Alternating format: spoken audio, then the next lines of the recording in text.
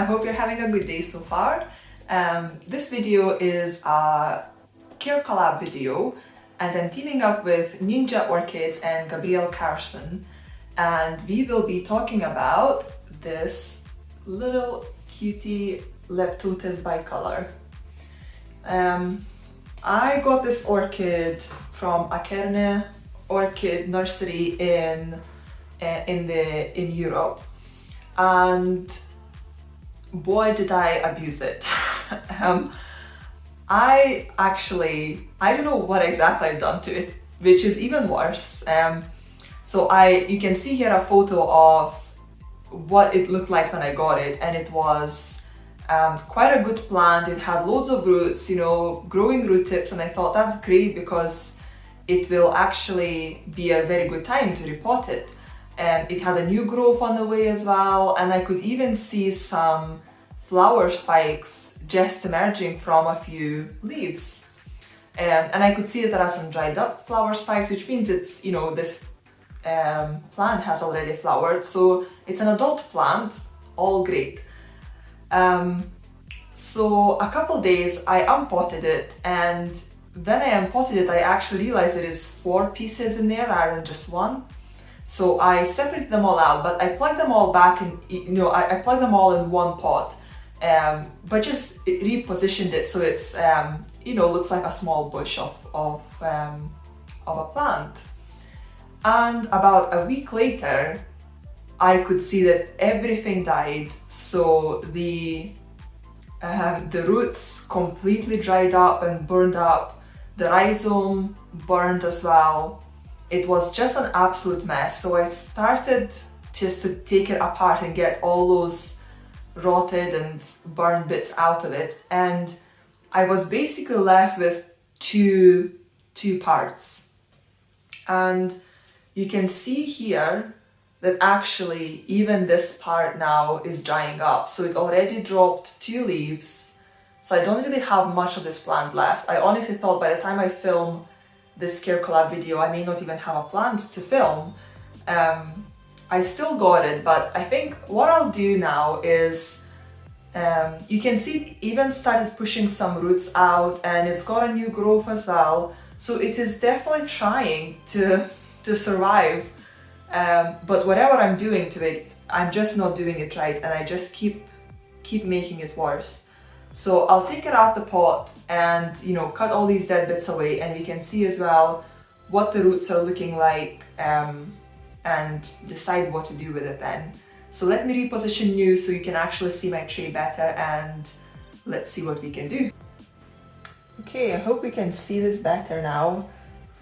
So let's see what we've got. So this is a species orchid, and it comes from Brazil.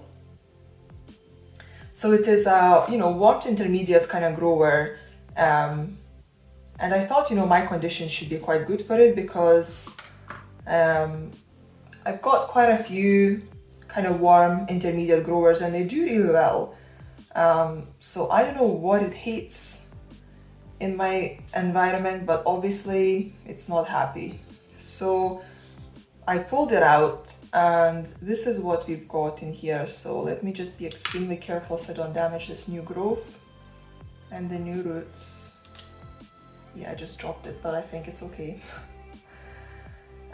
Okay, so here is one piece. So yeah, so you can see there is these 2 leaves that dropped. So I'm gonna cut this part away.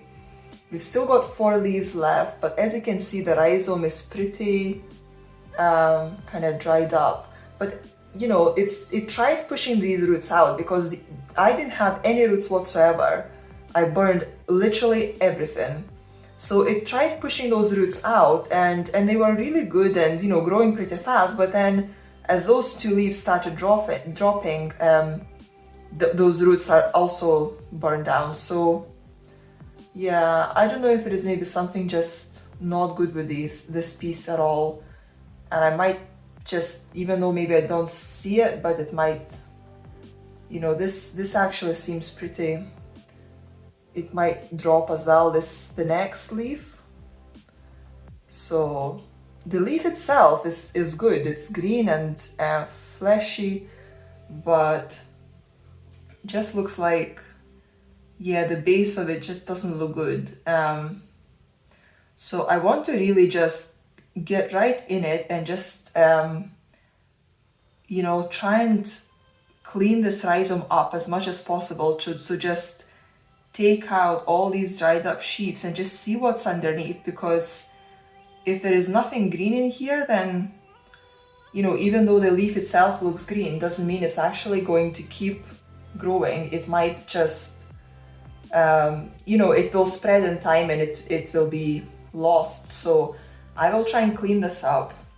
And this piece here, although this is a smaller piece, it actually looks better because I've got this new growth there, which is, you know, very small and very thin. So, you know, hopefully it will fatten up a little bit. It's got 2 roots as well. Let me see. Yeah, so you see it's got 2 roots, and also this, I can see that the small growth is also now trying to push a root right there. I don't know if you can see this tiny little nub. So yeah, at least this one seems like it's growing, and the rhizome is also nice and green. It's got a couple of these kind of strangy bits where the roots used to be, but that's not a big deal. I think I'll maybe do something else with it. I'm wondering if I should maybe plug it into a water culture just to try and get those roots going, and I would be able to see it a little bit better. So yeah, maybe that's what I will do. Okay, let me clean this up and I'll be back. Okay guys, I got those cleaned up. So yeah, I managed to get, you know, all this kind of black stuff off. So yeah, I mean, they don't look really that bad, you know, once I kind of taken everything off. Everything is still green underneath, so, you know, I have hopes for it. And yeah, this piece, I didn't do too much with this piece because I'm just terrified of breaking this new growth. So I just, you know, just very carefully removed some of the dead roots and just left those strings. So what I'm gonna do is I'm just gonna put these together.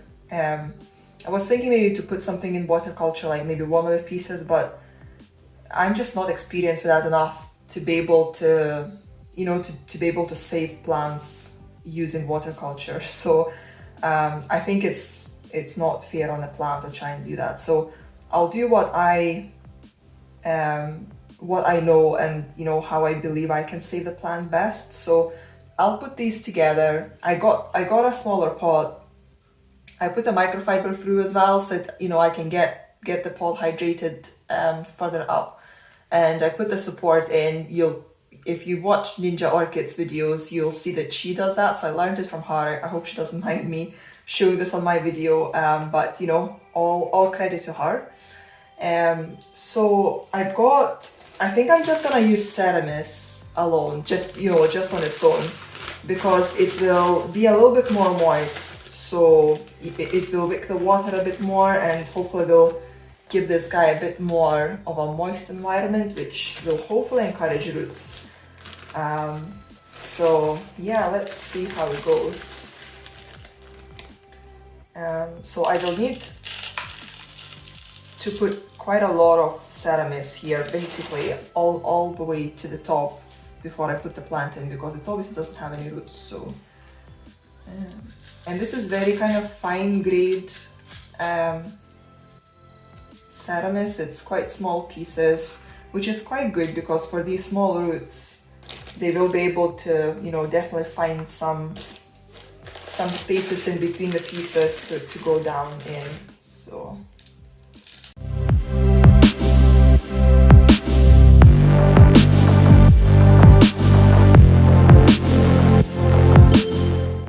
something like that. So yeah, I filled my pot.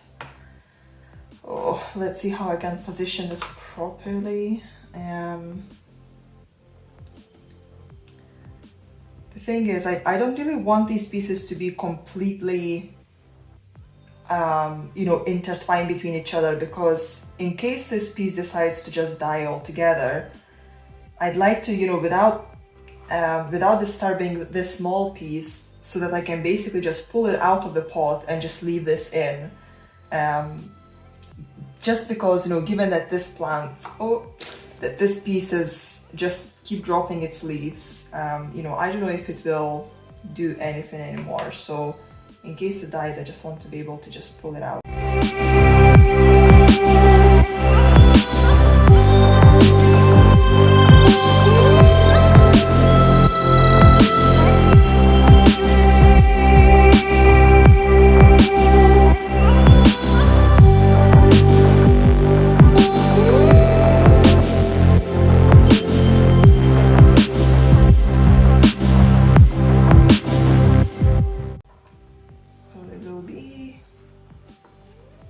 Sitting like that.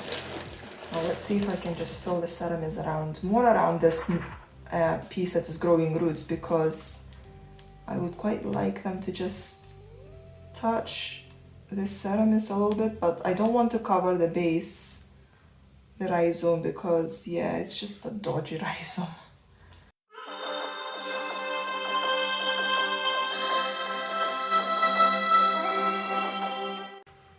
Okay, so I'm not gonna do anything more. I'll be extremely careful with this so that I don't move it around, because if I will, I think it will just start unpot itself, and this is not what I want. So yeah, I'll just keep it somewhere very secure. I think I'll move it to the back as well, so that I don't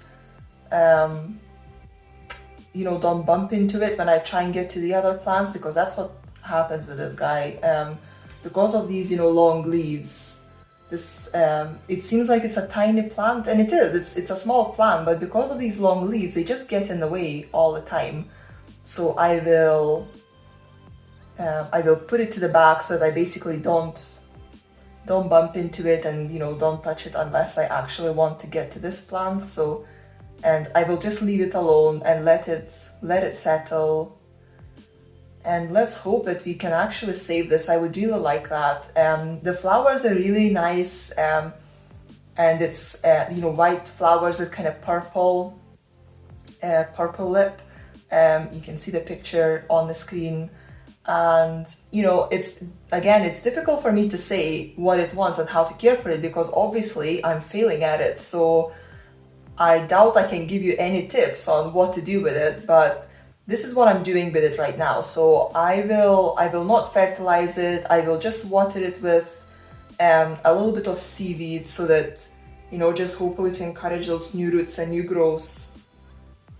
And I will just have to baby it and try and rescue it. I would love to see the flowers on this guy. I'm sure now that I set it back so badly, it's gonna take a while for it to flower, but at this point all I want is new roots. Hopefully this new growth can mature, and maybe the other piece can give me a new growth as well, and we'll go from there.